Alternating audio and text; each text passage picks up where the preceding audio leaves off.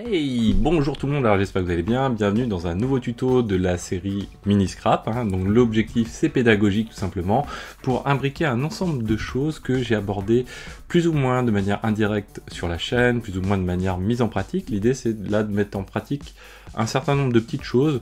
Vraiment attention, ce sera pas quelque chose de très poussé, mais c'est des choses que vous pouvez retrouver en entreprise de manière beaucoup plus complexe bien sûr, mais c'est l'occasion de trouver matière à discussion ensemble avec des exemples qui permettent d'en discuter. Donc on découvre à travers cette playlist du code Python, du code Go, Golang. On va retrouver également du RabbitMQ, du ClickHouse, de l'exploitation de données, plein de petites choses relativement simples sur la base des cryptos, des valeurs des crypto-monnaies. Alors attention, pour les gens qui ont les yeux qui brillent avec les crypto-monnaies, c'est pas du tout l'objectif. Moi les crypto-monnaies ça me passionne pas du tout, je pourrais vous expliquer plus tard pourquoi, mais en tout cas pour moi c'est pas du tout intéressant. Néanmoins, voilà, chacun son plaisir, et mais c'est pas à travers cette vidéo que vous allez voilà, sublimer votre désir de regarder les crypto-monnaies, etc. Là, c'est juste, j'avais besoin d'un support pour travailler l'ensemble des choses. Les crypto-monnaies s'y prêtent plutôt bien, on aurait pu prendre le CAC 40, peu importe.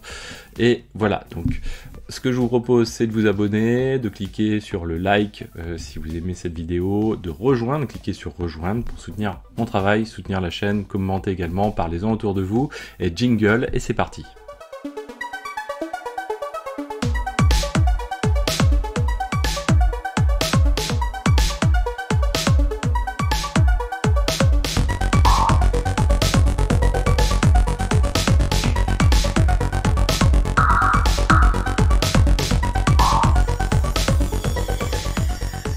Alors nous, ce qu'on va faire dans cette vidéo, on va repartir, première chose déjà, de notre schéma qui est là. On va faire de la relecture principalement de code aujourd'hui. C'est des choses que j'ai déjà établies, j'ai à peu près préparé tout le code qui permet de faire ce que je vous ai présenté déjà dans les vidéos d'introduction. Et derrière, ce que je vous propose, c'est de reprendre brique à brique et essayer d'avoir un parcours un petit peu pédagogique. L'idée c'est de pas balancer tout ça et faire en sorte qu'on perde tout le monde. L'idée aussi c'est pas de passer du temps sur des volets pédagogiques qui sont pas forcément très utiles. Là le but c'est de prendre l'ensemble des choses, faire en sorte que chaque brique prise individuellement ne soit pas compliquée à comprendre, ou en tout cas le minimum de complexité à comprendre, et pouvoir assembler l'ensemble des choses et en faire finalement quelque chose de relativement intéressant dans son ensemble d'un point de vue pédagogique. Alors aujourd'hui on va s'intéresser à une chose importante, c'est l'installation de notre RabbitMQ. Alors on va pas faire de cluster, je vous ai déjà fait une playlist dédiée à RabbitMQ relativement complète, je suis assez satisfait à peu près de l'ensemble, sur lequel on installe avec Vagrant un cluster RabbitMQ. Donc là, avec vraiment la notion de clustering, donc tout ce que ça apporte derrière, la HA, la haute dispo, donc, et également les performances du cluster RabbitMQ. Là, on va juste s'intéresser à installer un seul nœud RabbitMQ. Bien sûr, en production, dans le monde de l'entreprise, on va chercher à faire en sorte que cette brique, juste prise à part, soit en haute disponibilité, c'est-à-dire je vous invite à aller rebondir sur la playlist RabbitMQ pour faire en sorte d'avoir de la haute dispo dessus, d'utiliser les queues, quorum, etc. Là, nous, on va s'intéresser juste à son installation. Pourquoi? C'est de manière à simplifier un petit peu les choses. Le but, comme je vous disais, de l'ensemble de ces vidéos, c'est pas de rendre les choses relativement abouties quand on prend chacune, mais de faire quelque chose dans l'ensemble pour découvrir d'autres choses qu'on n'a pas encore vues jusqu'ici, et donc d'éviter de passer du temps finalement sur des choses qu'on a déjà vues et qu'on ne va pas réaborder finalement ici. Alors nous, RabbitMQ, ici, on va s'en servir à deux niveaux. Alors ça fait quelques temps que j'ai pas replongé dans l'ensemble, donc j'espère bien reprendre les choses. Néanmoins, voilà, RabbitMQ, on a besoin d'un cluster. En tout cas, on a besoin d'un serveur RabbitMQ, on n'a pas besoin d'un cluster proprement dit. Donc nous, on va installer aujourd'hui un serveur RabbitMQ, et on va le faire avec Vagrant. L'intérêt de Vagrant, c'est donc ça je vous l'ai déjà expliqué X fois, de pouvoir avoir finalement un provisioning automatique d'un serveur RabbitMQ. Là, en l'occurrence, nous, on a une ensemble de stacks. Donc, c'est-à-dire, on a notre serveur RabbitMQ, on va avoir un serveur Postgres, un ClickHouse, on va avoir un serveur d'insertion, un serveur de scrapping. Et tout ça, ce qu'on veut faire, nous, c'est à la fin, c'est ne toucher strictement à rien du tout, hormis Vagrant up, donc une commande, deux éléments dans une commande, Vagrant up, et qu'à la fin, on attende 10 minutes, un quart d'heure, et à la fin, on a quelque chose qui est up, prêt à faire des tests, prêt à faire des évolutions. Donc là, c'est le cas de figure où on démarre tranquillement pour ceci. J'ai déjà tout le code, hein, tout existe déjà. Et là, donc, nous, on va s'intéresser vraiment à la brique RabbitMQ. Alors, la brique RabbitMQ, on s'en sert à deux niveaux. Souvenez-vous, lors des vidéos précédentes, ce qu'on avait fait, c'est qu'on avait scrappé vraiment de manière rudimentaire et minimaliste nos listes de crypto-monnaies sur Yahoo. Et ce qu'on fait, là, ce qu'on cherche à faire, c'est avoir un serveur RabbitMQ, en tout cas une brique RabbitMQ, ça pourrait être un cluster hein, également, qui est prête, donc qui va avoir une queue, qui va avoir un exchange, qui va être prêt à être connecté à ce scrapper.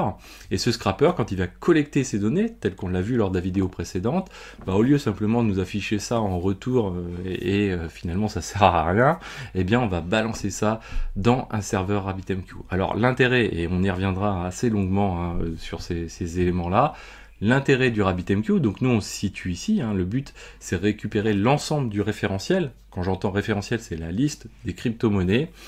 Et bien dans ce RabbitMQ qui est ici, et bien nous ce que l'on va faire, c'est avoir une queue qui va permettre de récupérer, recueillir notre liste de crypto-monnaies. Pourquoi mettre ça dans RabbitMQ? Alors, formellement, dans notre cas de figure ici, ça n'a strictement aucun intérêt, si ce n'est un intérêt pédagogique. Pédagogiquement, qu'est-ce qu'on cherche à avoir là-dedans? C'est découvrir le mode asynchrone. C'est-à-dire, j'ai un scrapper qui travaille à un rythme donné. Son rythme ne va pas être forcément le rythme qui va être le rythme des outils qui suivent juste après. Et donc, on va chercher à découpler finalement ce travail-là. Le but derrière, ça va être de stocker dans RabbitMQ. Vous voyez qu'on se situe ici. Et une fois qu'on a stocké dans RabbitMQ, on va pouvoir avoir un petit outil qui va simplement lire une queue RabbitMQ et écrire finalement dans une base de données. En l'occurrence, ce sera Postgre dans ce cas de figure-là, mais on aura un cas de figure un petit peu similaire où on prendra une lecture dans RabbitMQ, là vous voyez c'est le cas qui est juste en dessous, et on écrira dans ClickHouse. Ça c'est quelque chose qui arrive très très souvent dans les entreprises, c'est-à-dire qu'on a quelque chose qu'on stocke dans une queue et on écrit dans une base de données. Et derrière, on va pouvoir très très vite créer une espèce de fonction avec quelque chose de générique qui revient très très souvent. C'est là où on pourra, et on verra, utiliser un streamer finalement, donc un outil qui est développé en externe, qui est mis à disposition en open source et qui permet de se connecter à une queue RabbitMQ, de lire les éléments et d'écrire dans une database, si ce n'est modulo le fait que ce streamer en question soit capable de se connecter à des drivers, soit Postgres, soit ClickHouse, et peu importe que sais-je, Elasticsearch ou bien d'autres. Et là, l'avantage de ça, c'est quoi? Et c'est vraiment cette playlist qui me permet d'aborder ces sujets-là. L'intérêt, c'est de se dire, cette brique, comme elle est développée en externe, en open source, ça va éviter, pour moi, dans mon entreprise, d'avoir des développeurs qui vont travailler à la maintenance de ce code. Et ça, l'air de rien, c'est quelque chose qui est très très important. Pourquoi? Parce que, bah voilà, payer un salaire de développeur pour juste, finalement, quelque chose qui pourrait être développé en externe et gratuitement, et moi l'utiliser en format YAML, c'est quand même un petit peu ballot de ne pas en profiter. Et bien là c'est le cas de figure qui se présente à nous. L'autre intérêt cette méthode asynchrone, bien sûr, c'est pas uniquement celle-ci, c'est également le fait de découpler la charge qu'on va déporter sur notre PostgreSQL. Donc du coup, derrière, on va pouvoir, par exemple, admettons qu'on ait demain une maintenance sur notre notre serveur PostgreSQL avec un master, un slave, et voilà les petites difficultés, on est obligé d'avoir un downtime, eh bien on va pouvoir travailler en mode asynchrone, c'est-à-dire que notre serveur et notre cluster RabbitMQ, si on était en production, on va pouvoir temporiser, donc stocker ces messages.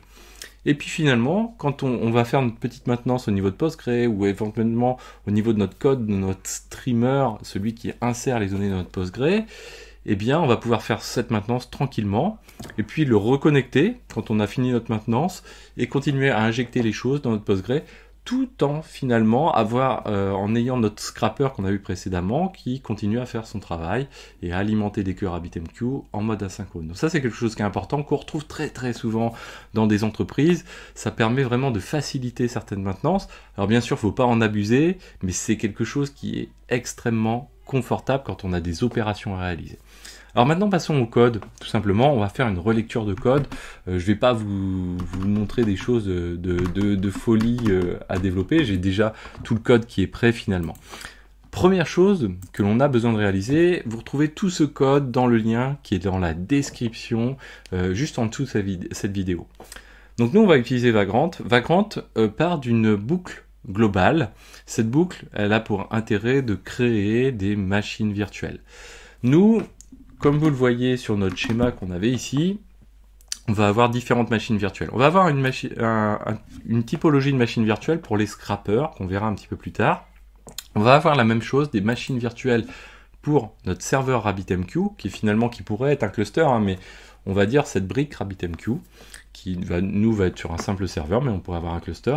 On va avoir la même chose pour notre PostgreSQL. On va avoir la même chose, donc on va avoir un serveur aussi dédié à notre ClickHouse. On va avoir la même chose pour notre inserter qui va avoir différentes formes, mais ça on reviendra plus tard, j'ai pas envie de vous perdre tout de suite. Notre inserter, ça va être notre streamer, mais ça peut être également du code simple, ce qu'on fera un petit peu plus loin.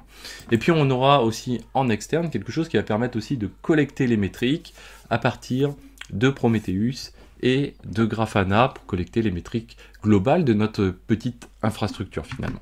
Donc là, si on retourne dans notre Visual Studio Code, on a besoin d'avoir un Vagrant file qui va stocker l'ensemble de ces configurations pour faire du provisioning. Moi, généralement, je vais souvent associer, si vous avez regardé plusieurs Vagrant files que j'ai réalisés, quelque chose à la demande, c'est-à-dire qu'on va interagir avec l'utilisateur, on va poser plusieurs questions. Est-ce que tu veux un RabbitMQ? Est-ce que tu veux un Postgre? Est-ce que tu veux un ClickHouse? Etc. Pour ça, on va utiliser des variables.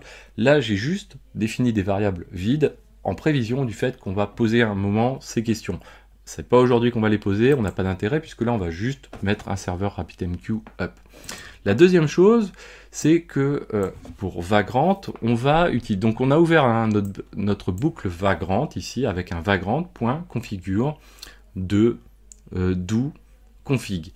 Donc, au préalable, hein, bien sûr, j'ai fait un apt install VirtualBox. Moi, j'utilise VirtualBox avec Vagrant. On peut utiliser libvirt également. Et un apt install Vagrant, tout simplement. Et derrière, donc, on lance cette boucle Vagrant. Et dans cette boucle, donc nous, comme je vous ai dit, alors on utilise un cache. Ça, c'est pas forcément nécessaire. Vous pouvez le supprimer d'emblée. Ensuite, nos variables qui sont définies à 0, à savoir que Vagrant utilise du code. Donc, si vous retrouvez la structure de code, c'est du Ruby, tout simplement. On set ces variables à vide. Ensuite, ce qu'on fait, c'est qu'on définit une variable qui s'appelle common, vous voyez, égale, et on démarre ici donc comment on va dire, une balise shell qu'on ferme juste à cet endroit-là. Pourquoi? Parce que à l'intérieur de cette balise, vous voyez qu'ici, on va utiliser du shell, et ce shell va être injecté dans la variable qui s'appelle common. Dans ce shell, qu'est-ce qu'on fait? On fait un apt update, vous voyez, un apt install de plusieurs tools qu'on retrouve généralement utiles soit pour faire du debug, soit pour faire de l'installation d'applicatifs, et j'aime bien les retrouver simplement sur des machines virtuelles quand je travaille dessus pour débugger, etc. Donc j'ai pas envie de les rechercher à chaque fois, de les installer à chaque fois, donc je les installe de base. Donc, sudo apt install, donc j'installe zip, j'installe curl, wget, dnsutil pour dig, iftop, curl, etc., git, vim, etc. Ensuite, ce que je fais, c'est que je vais aller modifier la conf SSH parce que de base, Vagrant ne va pas me permettre de faire ce que je veux avec SSH, c'est-à-dire me connecter comme sur une VM standard. Alors, ça, c'est quelque chose que j'utilise de moins en moins, vous n'êtes pas obligé de le faire. Mais là, vous voyez que je vais changer ici et je vais permettre l'utilisation du password, finalement, en matière de connexion. Et derrière, bien sûr, je vais redémarrer le démon SSH. Ça, c'est le premier élément. Le deuxième élément, ça c'est une variable que je définis, mais je n'utilise pas forcément. Abuser de l'installation de Docker, c'est pas forcément très utile. Là, on est sur un circuit pédagogique, hein, donc on s'en fiche complètement à la fois de la sécurité, sauf si on veut faire vraiment une plateforme pédagogique secure, etc. Là, c'est pas notre cas de figure, nous on veut apprendre d'autres choses. Hein. Il faut savoir se concentrer sur des objectifs. Le jour où on veut tout réimbriquer, on réimbriquera tout, mais là, l'objectif, c'est pas d'apprendre à sécuriser les choses. Derrière, donc là, on prévoit une variable également, avec un bloc shell qui permet d'installer Docker, quelque chose de très basique, hein, c'est-à-dire on télécharge ici Docker, et on va exécuter le script Docker, quoi, on télécharge le script d'installation de Docker, pardon, et on lance ce script d'installation de Docker. On fait en sorte que notre user, qui est le user par défaut dans une VM provisionnée avec Vagrant, qui est ce user qui s'appelle Vagrant, donc ce user Vagrant, on va le rajouter au groupe Docker. Et on start Docker, tout simplement. Derrière, donc, nous, on va utiliser du Debian en version Bullseye, c'est-à-dire Debian 11, tout simplement. On pourrait utiliser du Ubuntu, on pourrait utiliser d'autres plateformes, il faudrait juste faire quelques petites adaptations éventuellement. Derrière, ce que j'aime utiliser, c'est une liste de nodes. Cette liste de nodes, elle permet d'être relativement descriptive quant à notre infrastructure. C'est quoi? C'est une liste en format Ruby, donc node, ouverture de égale, ouverture de crochet, fermeture de crochet, et ensuite on va avoir une liste sous forme de hashmap. Finalement, hashmap c'est quoi? C'est des clés valeurs. Et bien là c'est ce qu'on fait. Vous voyez qu'ici, donc nous on va juste s'intéresser à RabbitMQ aujourd'hui. Qu'est-ce que l'on fait? On va définir une clé qui s'appelle hostname et qui va prendre la valeur des RabbitMQ pour démo RabbitMQ. J'ai déjà utilisé RabbitMQ 1 par ailleurs, donc j'évite d'avoir des conflits, on va dire. Ensuite, en matière d'IP, c'est à vous de définir votre range d'IP. Moi, j'aime bien avoir des IP qui se suivent sur la stack que j'utilise. Donc, nous, on utilise l'IP 192.168.13.203. Vous voyez qu'ici, l'affectation des valeurs des variables, des clés en tout cas, se fait par le format Ruby, hein, vraiment proprement dit, avec le 2 points pour la clé et la valeur qu'on rajoute avec égal et le supérieur qui va avec. Derrière, on dit que notre machine, celle-ci, eh bien, on va avoir une clé CPU qui va prendre une valeur de 2, donc on aura 2 CPU, et une mémoire de 1024. Pour RabbitMQ, ça suffit, pour ce qu'on a à faire, il n'y a vraiment pas besoin de pisser plus loin, comme dirait l'autre, peu importe.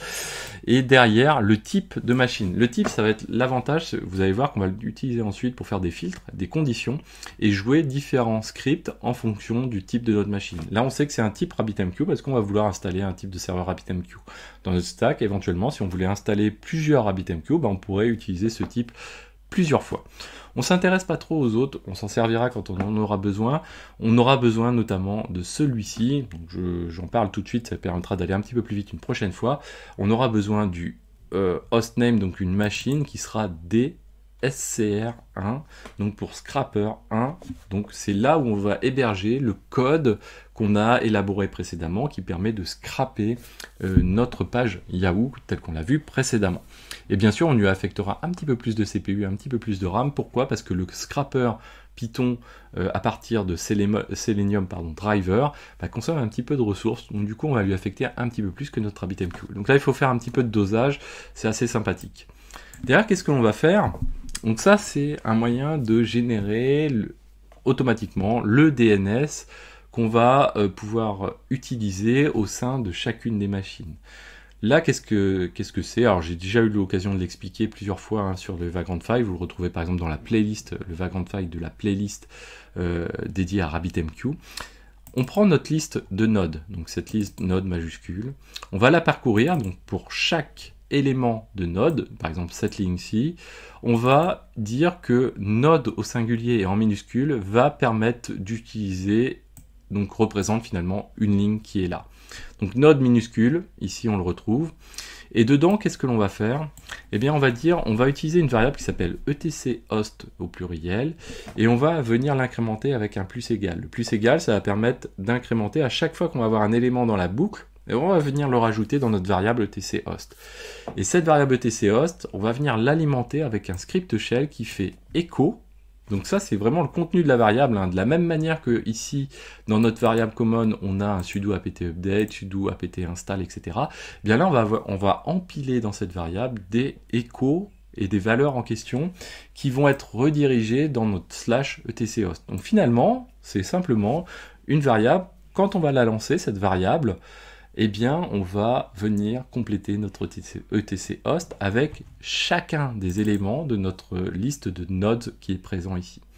Et là, à chaque fois, ce qu'on va faire, c'est qu'on va faire un echo, le node donc minuscule, donc de manière à récupérer cette ligne, et on va venir récupérer juste les clés dont on a besoin. Donc par exemple ici l'IP et le hostname. Vous retrouvez tout à fait le etchost si vous le regardez, IP hostname, ça permet de créer le DNS manuel, on va dire, de etchost qu'on retrouve ici. On n'oublie pas de faire le retour à la ligne à chaque fois de manière à pouvoir incrémenter chaque ligne de notre ETC host. Et donc autant de serveurs qu'on aura ici, à chaque fois qu'on provisionnera, on viendra compléter les choses. Alors attention, ça a une petite limite, c'est que ça c'est valable à la première instanciation. Si jamais vous avez déjà instancié l'ensemble des machines qui sont là, et vous vous dites tiens je rajoute une autre machine, eh bien si vous rejouez pas le provisioning, finalement vous n'allez pas venir modifier le TC host et cette nouvelle machine ne sera pas prise en compte. Moi je m'en fiche un petit peu parce que c'est vraiment quelque chose, je veux que ce soit du one shot. Dès que je lance les choses à la première instanciation, finalement je vais avoir mon infrastructure. Et de la même manière, là ici je vais parcourir toujours cette liste de nodes et je vais faire des choses avec, c'est-à-dire que je vais prendre node et je vais dire là cette fois-ci c'est vraiment du Vagrant pur, on va configurer la VM, par exemple ici on va dire qu'on va définir le hostname, le nom de notre VM avec le node et sa clé hostname, en l'occurrence des RabbitMQ. Et on va venir configurer cette VM, on va dire que son hostname, il va prendre la valeur de node hostname. Son network, il va prendre en particulier, donc il va utiliser un private network, et derrière il va prendre pour IP la valeur de node IP, donc celle qui est juste au-dessus et qui est ici. De la même manière, on va continuer comme ceci. Alors Vagrant a deux blocs, la partie dédiée à Vagrant proprement dit et la partie dédiée à l'outil de virtualisation que Vagrant va utiliser. Donc si c'est libvirt, c'est libvirt, si c'est VirtualBox, c'est VirtualBox. Là en l'occurrence on utilise VirtualBox, donc on dit ok, moi je vais utiliser VirtualBox et fait à ce moment-là avec ce provider VirtualBox des éléments à partir de V, donc c'est juste une instance finalement, et on va customiser donc notre VM à partir de ce V, et on va venir modifier ici, vous voyez le nombre de CPU, on va dire ok, à ce moment-là c'est node CPU qu'on retrouve ici, donc le node CPU va prendre cette valeur-ci, le node même prend la valeur de même, donc qui est juste au-dessus, qui est cette valeur-ci, et on continue comme ça, ainsi de suite, et on est obligé de redéfinir, vous voyez, une deuxième fois, ici, donc au niveau de VirtualBox également on va définir le hostname, en plus qu'au niveau de Vagrant. Et une fois qu'on a fait ça, donc on est toujours dans notre fameuse boucle qui a été initiée à partir des VM ici. On va pouvoir modifier notre CFG, qui est finalement un élément de la sous-boucle de nodes ici, donc de notre machine virtuelle. On va dire qu'on va utiliser provision, et il y a différents modes de provisioning, c'est-à-dire de jouer des scripts de provisioning pour Vagrant. Nous, on va utiliser le type inline. Le inline, c'est quoi? C'est finalement l'utilisation des variables qui contiennent notre script, donc etc host et common. Donc si on reprend common, par exemple, qui est plus facile à comprendre, eh bien c'est là où on va prendre ce bloc-là, finalement, cette variable common qui comprend un bloc d'instructions basiques de bash. On a la même chose avec etc host, qu'on a défini ici, mais qui utilise lui une boucle, et on va le jouer tout simplement comme ceci, en utilisant cette ligne, en disant ok, j'utilise un provisioning de type shell et de type inline, donc c'est vraiment brut de décoffrage, dans lequel on balance, on dit ok, tu utilises la variable comme inline, cette variable-ci, la variable common également comme inline, et également deux autres types de provisioning, même trois pour notre RabbitMQ. Le premier, c'est un script qui s'appelle install xavki.sh, on va le voir juste après. C'est juste un truc un petit peu cool, fun, où on va avoir juste redéfinir le bandeau Xavki quand on se connecte. On peut également définir un petit peu les configurations du vMRC par exemple. On peut définir des éléments un petit peu de base d'utilisation, c'est pour ça que je le mets en place, je l'utilise. Le deuxième élément qui est important, mais ça on le reverra beaucoup plus tard, c'est que nous de base, si on installe une VM, on va installer Node Exporter. Comme ça, un jour, si on veut collecter, et c'est pas un jour, c'est dans quelques vidéos, si on veut collecter des métriques d'utilisation de notre infrastructure, les métriques de base, eh bien on va utiliser Node Exporter. Donc ça, c'est quelque chose que je vais réutiliser, je vais utiliser le script d'installation de Node Exporter. Et puis après, c'est là qu'intervient notre fameux type. Donc notre type de node, souvenez-vous ici, on le retrouve ici, c'est la clé qui correspond à ici. On a typé cette VM DRMQ1 avec le type RabbitMQ. Et donc là, on va dire, si on est dans le cas de node type égal à RabbitMQ, et bien à ce moment-là, ce que tu me fais, tu joues un script de provisioning shell complémentaire de type pass, tel qu'on l'a vu jusqu'ici, c'est-à-dire un script qui va être juste à côté, avec un fichier à côté, install RabbitMQ.sh. Les autres, on n'y revient pas tout de suite. Et derrière, donc on n'oublie pas de fermer, hein, il faut bien fermer l'ensemble des choses. Alors moi, là, j'ai tendance à même commenter les fermetures de manière à savoir quelle N correspond à quoi, parce qu'au bout d'un moment, on s'y retrouve plus trop. Donc ça, c'est la première chose. Maintenant, on va voir les scripts, donc install Xavkey, install Node Exporter et install RabbitMQ. Install Xavkey, il est très simple, vous voyez ici, on fait juste un écho de l'affichage de Xavkey. C'est vraiment, ça sert strictement à rien du tout dans la home de notre bash RC. Ça va permettre quoi? Ça va permettre que dès lors qu'on se connecte à notre machine virtuelle, eh bien on va avoir un clear qui va être joué, suivi d'un écho donc de Xavkey. Ça va faire notre affichage, on va le voir tout à l'heure. Le deuxième élément, donc c'est l'installation de Node Exporter. Donc cette installation de Node Exporter, alors ce qu'on va faire, on va lancer pour gagner un petit peu de temps, on va lancer donc, ce script, hein, vous voyez j'ai l'ensemble des scripts ici, j'ai mon vagrant file, install Xavkey, install RabbitMQ, install Node Exporter, je vais faire un vagrant, alors je vais d'abord destroy-f drmq1 par exemple, voilà. Donc ça c'est bon, je vais vérifier que j'ai pas une autre qui traîne comme ceci, voilà, parfait. Donc là ce qu'on va faire, on va faire un vagrant up, donc, moi c'est un raccourci, un alias, drmq1, comme ceci, tout simplement. Il va faire son installation, on va le récupérer juste après, c'est juste pour gagner un petit peu de temps. Et donc là, si je reviens à mon Visual Studio Code, donc là j'ai mon script install Node Exporter. Alors lui il est très simple, on définit une variable avec la version de Node Exporter qui doit pas être du tout à jour, c'est vrai que je me rends compte tout de suite maintenant, mais il doit y avoir des versions beaucoup plus récentes, et on installe Node Exporter un petit peu proprement. Alors moi j'aime bien faire des variables pour décrire finalement l'ordre d'installation. L'ordre d'installation c'est, des fonctions, pas des variables, des fonctions. Première fonction, on va faire la fonction Node Exporter install. Donc là, c'est vraiment l'installation de Node Exporter, mais ça va pas permettre de lancer et de faire quoi que ce soit avec. Deuxième fonction, Node Exporter systemd. Ça permet de configurer l'ensemble des éléments systemd, le service notamment, pour pouvoir lancer ce binaire Node Exporter avec les options qu'on souhaite. Et ensuite, on va faire un restart de Node Exporter, donc avec le daemon reload et le restart de Node Exporter. Comme ça, si on a une modification de configuration qu'on a fait, ça va être pris en compte. Donc première chose, l'install de Node Exporter, on va créer un user qui s'appelle Node Exporter, vous voyez ici, en bin false, donc ça c'est pratique, c'est un petit peu plus secure, de type système également ce user. Je vous invite à aller voir la playlist dédiée à Linux si vous voulez comprendre un petit peu mieux quel est son intérêt. Bien sûr, c'est un intérêt principalement de sécurité. Derrière, on a le wget qui permet d'aller télécharger sur GitHub le binaire de Node Exporter, qui est en l'occurrence un tar.gz qui contient le binaire plus quelques petits éléments qui vont à côté. Nous, vous voyez qu'on va variabiliser la version de Node Exporter, comme ça si je veux la changer et mettre à jour, ce que j'ai pratiquement jamais fait je pense, eh bien je peux aller modifier ici, je relance, je détruis ma VM, je la relance, et du coup ça va se provisionner tout seul. Donc là, on fait ça un petit peu proprement, et ce qu'on fait, comme on utilise Vagrant, on ne veut pas que ça nous pollue quand on va voir le provisioning de Vagrant. Si on sait que ce qu'on a fait est relativement bon, eh bien éventuellement, une fois qu'on a testé, on peut dire, ok, redirige-moi la sortie d'erreur plus la sortie standard, std_out, vers dev nul, comme ça on a quelque chose de relativement neutre en termes d'installation, et le wget, on utilise le petit q pour faire ça également. Donc comme ça, on dit, on veut un wget silent et on dirige tout vers dev nul, comme ça on voit strictement rien du tout, en tout cas le minimum de choses.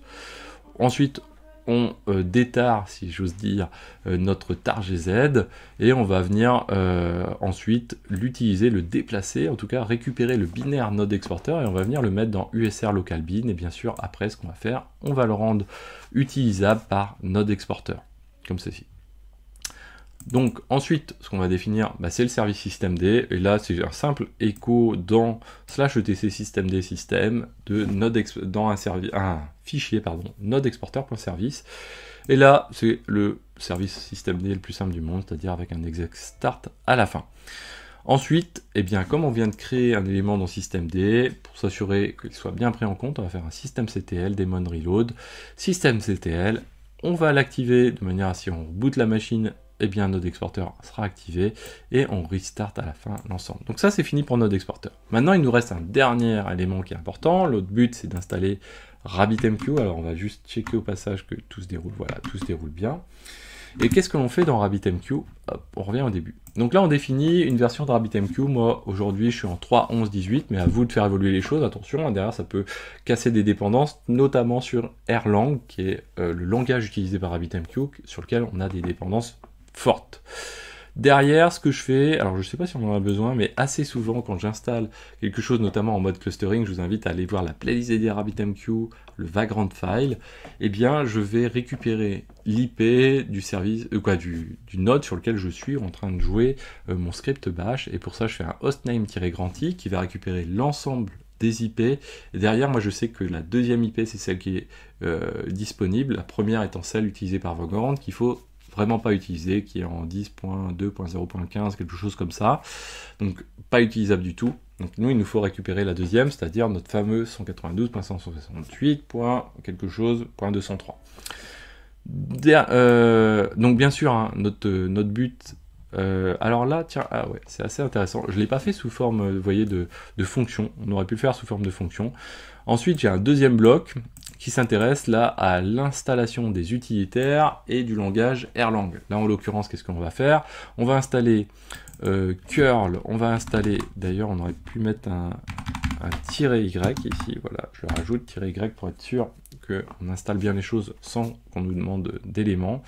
Mais comme ils étaient déjà installés dans le Vagrant file qu'on a vu préalablement, je pense que ça n'a pas posé de soucis. Donc on installe curl, software properties common, apt transport HTTPS pour les certificats HTTPS et LSB release. Là derrière, qu'est-ce que l'on fait? On va installer également la clé GPG de Erlang, du dépôt Erlang plus exactement. Ensuite, on va installer le dépôt Erlang dans notre source list apt tout simplement. Et bien sûr, une fois qu'on a fait ça, on fait un apt update pour mettre à jour notre cache apt. Et à la fin, on installe un meta package qui s'appelle Erlang-Nox. Donc du coup, avec ça, on a installé Erlang dans la version la plus récente qui soit. Ça, c'est une première chose. La deuxième chose, maintenant, une fois qu'on a installé Erlang, et ça c'est un prérequis, on va pouvoir maintenant installer RabbitMQ. Et là, pareil, c'est quelque chose de relativement simple. On va aller télécharger le .deb, donc le package RabbitMQ qui correspond à notre version. Donc là, on va appeler notre version, hein, bien sûr, qu'on va rajouter dedans. Et derrière, alors là on aurait pu mettre un dev nul également, hein, pour rediriger, éviter que ce soit trop verbeux. Et derrière, on va faire un dpkg-i de notre package notre package RabbitMQ. Donc avec ça, on a installé RabbitMQ server sur notre serveur, notre VM en question. Maintenant, on a besoin également de préconfigurer RabbitMQ pour l'ensemble des éléments qu'on a besoin d'avoir à disposition. Donc première chose que l'on va faire, on va activer le plugin RabbitMQ Management qui permet de manager finalement notre cluster, ou en tout cas notre serveur RabbitMQ. Derrière, si on veut faire un cluster, là je l'ai laissé mais ça ne nous sert pas dans notre cas de figure, puisqu'on va avoir une seule machine, on a besoin de définir le Erlang cookie. Donc quand on a plusieurs serveurs pour faire un cluster, il faut que ce Erlang cookie soit identique sur chaque machine pour pouvoir faire en sorte qu'on puisse faire en sorte que ces machines puissent se rejoindre l'une avec les autres. Nous, on n'en a qu'une ici, ça n'a pas grand intérêt. Je vous invite vraiment à aller voir la playlist RabbitMQ si vous voulez plus d'éléments là-dessus. Donc nous, on va quand même le mettre dans un fichier qui est masqué, hein, vous voyez, en .erlang cookie. Ensuite, nous, ce qu'on veut, c'est écouter sur l'ensemble des interfaces. On n'est pas secure, on s'en fiche un petit peu. On va écouter sur l'ensemble des interfaces pour le port 5672, ou en tout cas pour tous les ports même également. Et pour ça, on va venir modifier le /etc RabbitMQ, rabbitmq.conf. Vous voyez qu'on utilise, ça c'est assez pratique, le sudo ti-a. Donc ça permet tout simplement d'avoir un retour à l'écran et en même temps d'éditer le fichier en question et en même temps d'appliquer le sudo relativement facilement quand on fait un echo avec un pipe derrière. Ensuite, on va définir le port de management, d'où en l'occurrence le 15672, c'est ce qui est le port par défaut. Et une fois qu'on a fait ces modifications-là, on va restarter notre RabbitMQ. Autre élément, on va définir aussi des utilisateurs par défaut qu'on va vouloir utiliser. Ça c'est plutôt pratique. On va faire un RabbitMQ ctl add user de Xavki avec un password qui est password. Pas secure, mais on s'en fiche, c'est juste un principe de base. Ce nouvel utilisateur, il va falloir lui donner des droits, notamment sur le vhost / qui est le vhost principal de RabbitMQ. Donc c'est ce qu'on fait ici. Vous voyez, pour / on lui donne les droits de Xavki, et ces droits, ils sont partout full. Donc vraiment nos limites et c'est parti. De la même manière, Xavki, ce qu'on lui fait, c'est qu'on lui donne les droits aussi d'administrateur. Et à la fin, on supprime l'utilisateur guest, qui est l'utilisateur par défaut de RabbitMQ. D'un point de vue sécurité, il faut toujours le supprimer, c'est plutôt un réflexe un petit peu à avoir. Derrière, on va venir rajouter également un outil qui est très très pratique pour manager RabbitMQ, c'est RabbitMQ Admin. Ça permet de faire pas mal de choses et on va le faire juste après, notamment la création d'exchange, de queue et également ça va permettre d'assembler les deux par un binding. Donc pour faire ça, on va venir le télécharger puisqu'il est disponible, hop là, il est disponible sur un dépôt GitHub, ce RabbitMQ Admin ici, et on va venir le déplacer dans le path, dans USR Local Bin, comme ça tous les utilisateurs peuvent l'utiliser éventuellement et on le rend surtout exécutable. Maintenant on va venir rajouter les queues, les exchanges et le binding en question pour notre future utilisation. Notre future utilisation c'est quoi? C'est à la fois une queue avec un exchange pour la première collecte qui vient du scrapper, ce qu'on a réalisé au préalable, et puis on verra dans un autre scrapper aussi la collecte des valeurs de chacune des cryptos, et là encore il nous faudra une deuxième queue. Donc il nous faut deux queues finalement, une qui est pour les valeurs, et une qui est pour la liste des cryptos. Donc ça c'est quelque chose qui est important. Et donc première chose que l'on fait, on va utiliser RabbitMQ Admin avec notre user qu'on vient tout fraîchement de créer, donc Xavki, son password, et on va déclarer une queue qui s'appelle ici Crypto Target. La deuxième queue, vous voyez, on fait la même chose qui s'appelle Crypto Value. Donc, les targets, c'est la liste des cryptos, value, c'est la liste des valeurs qu'on va recueillir au fur et à mesure des cryptos, de l'évolution des valeurs des cryptos. On l'a défini comme durable, puisqu'on veut que si on redémarre ce serveur, finalement, on ne perde pas la queue en question. Et on va les définir comme classique. Si on était sur un cluster, on ferait plutôt du quorum, etc. Deuxième chose qu'on fait, c'est qu'on va créer un exchange, qui est l'endroit où on va pouvoir connecter un producteur de messages RabbitMQ. Et là, en l'occurrence, le nom de l'exchange, on va pas être innovateur, on va l'appeler Crypto Target, qui va permettre de créer le lien relativement facilement. C'est un exchange de type direct, donc très simple.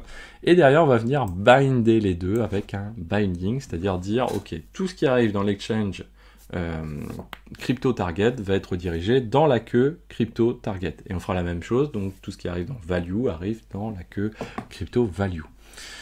Donc là, c'est ce qu'on fait avec cette ligne-là, et on ajoute une routing key qui s'appelle crypto et qui va permettre de rediriger les choses dedans. Alors on aurait pu l'appeler crypto target, peu importe, vraiment là on est sur un cas de figure extrêmement simple, on ne cherche pas à faire très compliqué. Derrière, en dessous, on fait exactement la même chose pour créer la queue qui s'appelle crypto value et l'exchange qui s'appelle crypto value également avec un binding de type crypto value et dont la routing key est crypto value. Vous voyez juste au-dessus, on l'a appelé juste crypto. Cette routing key, ça aurait été préférable de l'appeler crypto target, tout simplement pour être relativement homogène. On verra après si ça pose un souci. On fera l'adaptation si nécessaire. Donc là, tout ça, je l'ai lancé. Et une fois lancé, vous voyez, ça donne tout ça. Alors le rouge, il ne faut pas y prêter forcément attention à tous les coups quand on fait du Vagrant, parce que c'est suivant comment il switch sur les outputs. Mais là, en l'occurrence, on a quelque chose qui a été fait avec des bindings et des queues qui ont été créés à la fin. Donc ça s'est bien déroulé. Donc là, pour vérifier les choses, ce qu'on va faire, on va partir sur 192.168.12.203, je crois, 2 points. 15 672, je crois que c'est ça. Non, l'IP, oula, je suis pas parti là, comme ça, voilà. Peut-être comme ceci, on va vérifier juste l'IP. Alors l'IP, on va la retrouver dans notre Vagrant file. Hop, voilà, Vagrant file, notre IP, on a mis quoi 168.13. Alors, on va revenir 168.13 ici. Hop, voilà, donc on va revenir juste ici, .13. Et donc là, on va avoir notre utilisateur. Alors, je suis déjà connecté, on va faire un logout. Voilà, j'ai mon utilisateur Xavki, souvenez-vous qu'on a créé, et je vais taper password. Voilà.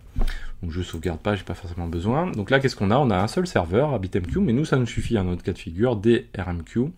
On a nos exchanges. Alors, on peut rafraîchir. Hop, je pense qu'il a un petit souci de rafraîchissement. Ah, j'ai pas de bol. Bon, il a un souci de rafraîchissement, c'est pas grave. Nos queues ont été créées, en tout cas. On retournera dessus plus tard. Nos queues ont été créées.